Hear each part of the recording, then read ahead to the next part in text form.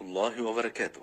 بسم الله والحمد لله والصلاة والسلام على حبيبنا وأسوتنا وقدوتنا وشفيعنا رسول الله صلى الله عليه وآله وسلم.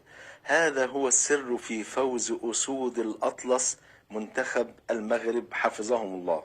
في البداية يا أحبابي، قبل ما نبدأ نصلي على حبيبنا صلى الله عليه وسلم. رقم واحد، أولا في البداية أنا لست من المهتمين بكرة القدم، رغم أن أنا لاعب كرة قدم قديم لكن اهتمامي الأول منذ أكثر من 30 عام بالدعوة إلى الله وهموم الأمة الإسلامية، وأسأل الله عز وجل أن يفرج هموم المسلمين في كل أقطار الأرض، اللهم آمين.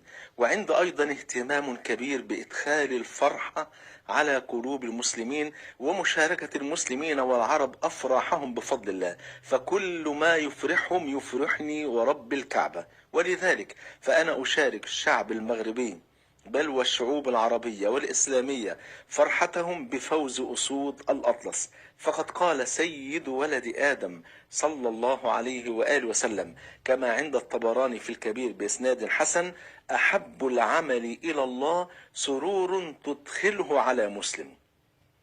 وأنا أعلم يقينا إن مشاركتي لهم في فرحتهم تدخل السرور على قلبهم، لأن الشعب المغربي بيحبني وأنا بحبه، وبحب الشعب الجزائري والتونسي والليبي والمصري وكل الشعوب العربية والإسلامية، بل وأتقرب إلى الله بحب المسلمين في كل أقطار الأرض بفضل الله سبحانه وتعالى. ده أولا.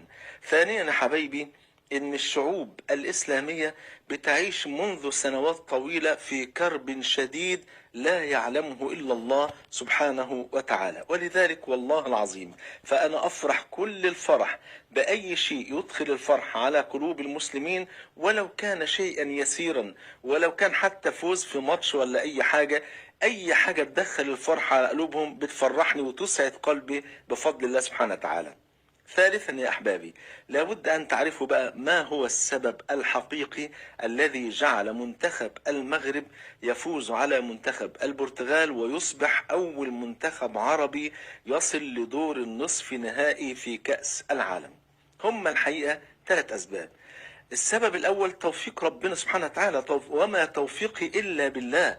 وهم كلهم ما شاء الله شباب أهل دين وأهل أخلاق وأهل مروءة وناس محترمين وأفاضل ومن بلد محترمة بفضل الله سبحانه وتعالى، فلولا توفيق الله ما يسر الله عز وجل ذلك الخير لأحد أبدا، لكنه توفيق الله سبحانه وتعالى.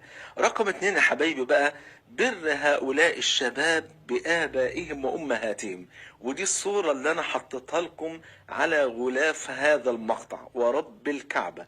مشهد مؤثر جدا. اغلب اللعيبة بمجرد ما بينتهي الماتش او ينتهي الفوز مثلا على اي فريق، كل واحد منهم بيجري على المدرجات على امه او على ابوه، يقبل رأسه ويقبل يديه ويحتفل معه. مشهد محدش في الدنيا اتعود عليه، وخصوصا الغرب عمرهم ما اتعودوا على الكلام ده ابدا، ولا حول ولا قوة الا بالله. ومشهد فرحة الاباء والامهات باولادهم حاجة تفرح القلب، واحساس جميل جدا ان الام والاب شايفين اولادهم بالمنظر دوت، وفي عز فرحتهم مش قادرين ينسوا الام والاب والتعب اللي تعبوه والكفاح اللي كفحوه عشان خاطر اولادهم، فرحين يقبلوا رأسهم وايديهم بفضل الله سبحانه وتعالى. لدرجة ان احد المذيعين الالمان حبايبي بيعلق على الموضوع ده تعليق في منتهى الروعة. بيقول ايه بقى؟ بيقول: هذه المشاهد الحميمية مع العائلة لم نعد نراها في مجتمعاتنا الغربية التي تسودها الأنانية والمثلية الجنسية واندثار مفهوم الأسرة ودفئها وعقوق الوالدين ورمي الوالدين في الملاجئ، فالعائلة وتحفيزها المعنوي وراء انتصارات الفريق المغربي. قال: أما نحن فجئنا لنساند المثليين ونضع أكفنا على أفواهنا بشكل مخجل، فخرجنا بالخيبة والخسارة. هم تعلموا الكرة منا، بيقول عن العرب والمغرب والفرق العربية، بيقول: هم تعلموا الكرة منا وأصبحوا يتقنونها أفضل منا، ونحن يجب علينا أن نتعلم الأخلاق منهم لتعود لنا الأخلاق مرة أخرى بعد أن ضاعت من مجتمعاتنا الغربية. الله أكبر. يعني ايه؟ يعني زي ما بيقولوا كده، الحق ما شهدت به الاعداء. تخيل حضرتك وتخيل حضرتك ان هذا المشهد اثار حفيظة الغرب.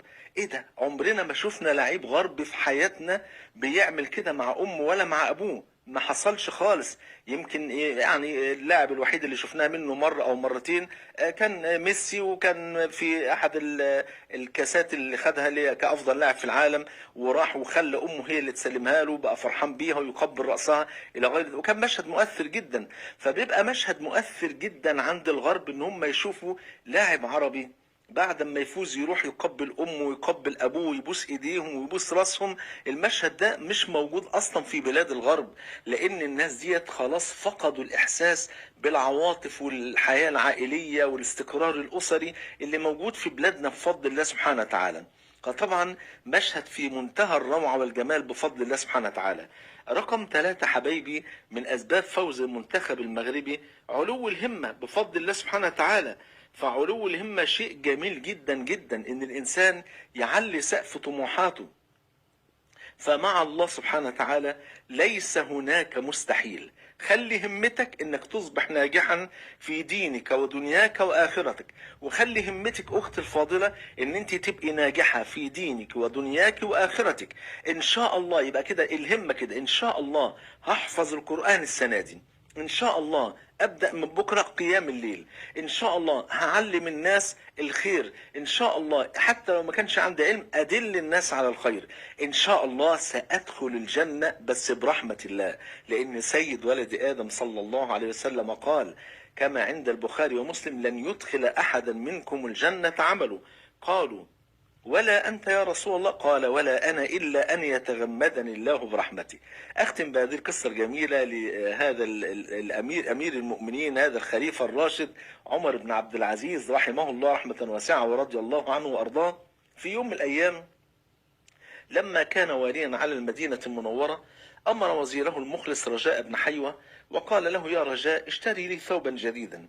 فاشترى له ثوبا جديدا ب500 درهم. فقال: ما رأيك يا سيدي؟ قال: ثوب جميل لولا أنه رخيص الثمن. فلما أصبح عمر بن عبد العزيز أميرا للمؤمنين يحكم 26 دولة، قال له: يا رجاء اشتري لي ثوبا جديدا. فاشترى له ثوبا جديدا ثم قال له: ما رأيك يا سيدي؟ قال: ثوب جميل لولا أنه غالي الثمن. فبكى رجاء وقال: ما شأنك يا سيدي؟ لو انت والي اشتريت لك ثوب ب 500 درهم وقلت لي ثوب جميل لولا أنه رخيص الثمن، وانت النهارده امير المؤمنين جبت لك توب ب5 دراهم بتقول لي ثوب جميل لولا انه غالي الثمن. قال: نعم اخبرك يا رجاء، يا رجاء ان لي نفسا طواقة ما وصلت الى شيء الا وطاقت للذي فوقه. فلقد طاقت نفسي في بداية الامر على أن أتزوج من فاطمة بنت عبد الملك، فلما تزوجتها طاقت نفسي إلى الولاية فأصبحت واليا على المدينة المنورة. فلما أصبحت واليا طاقت نفسي إلى الإمارة أن أكون أميرا للمؤمنين. فلما أصبحت أميرا للمؤمنين طاقت نفسي إلى جنة رب العالمين، فأنا الآن أعمل للجنة يا رجاء. الله أكبر. فعشان كده بقول لحضراتكم ديت كانت من أسباب، من أهم أسباب فوز أسود الأطلس، الاستعانة بالله سبحانه وتعالى، وما توفيقي إلا بالله. برهم بآبائهم وأمهاتهم، وكم من دعوات الآباء والأمهات يعني تفتح أمورا معصرة، وكل ذلك بفضل الله سبحانه وتعالى. ثالث حاجة علو الهمة بفضل الله سبحانه وتعالى. فألف مبروك لمنتخب الساجدين لأسود الأطلس، وإن شاء الله ربنا يتمم لهم الفرحة إن شاء الله بكأس العالم، وإن شاء الله ربنا يتمم لنا الفرحة بقى كلنا إن شاء الله بان احنا ندخل الجنة خلف النبي محمد صلى الله عليه وسلم. هي دي الفرحة الكبيرة. ربنا يفرح قلوبكم ويفرج همومكم. اسأل الله عز وجل ان يفرج هم المهمومين وكرب المكروبين وحزن المحزونين، وان يسد الدين عن المديونين، وان يوسع ارزاق المسلمين ويشفي مرضى المسلمين، وأن يرحم موتى المسلمين، وأن يجمعني وإياكم مع سيد الأولين والآخرين صلى الله عليه وسلم في